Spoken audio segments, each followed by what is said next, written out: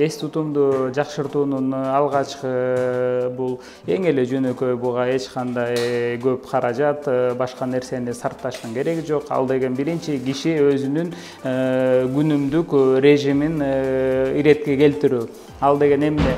Киши бирдей убакытта күндө укташ керек.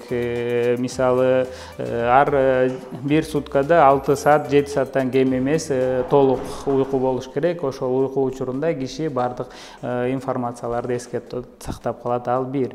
Экинчиси, ошол эле учурда бардык нерсеге кылдаттык менен, тактык менен, берилгендик менен жашаш керек. Мындай көңүл кош, сыртта калтырган нерселер болбош керек. Ошолордун баарын жакшы сакташ керек. Андан башка ар бир күнү или бул кроссворд же болбосо китеп окуш керек, же болбосо сөздүктөрдү алып дайыма жаңы сөздүк менен башка тилдерди үйрөнгөнгө аракет кылыш керек. Өздөрү үчүн китеп окуганды, башкаларды күнүмдүк адатка айлантырышса, мен ойлойм ошонун негизинде жакшыраак.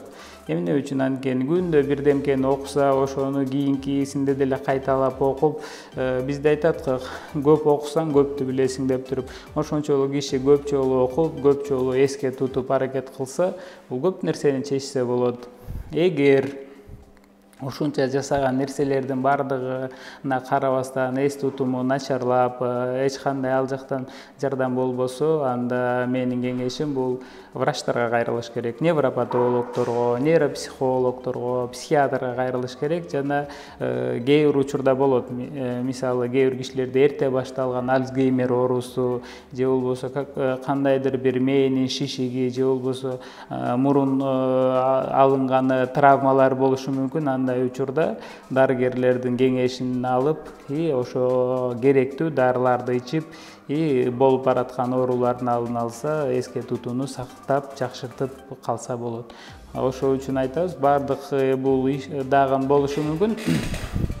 Социалдык маселелер.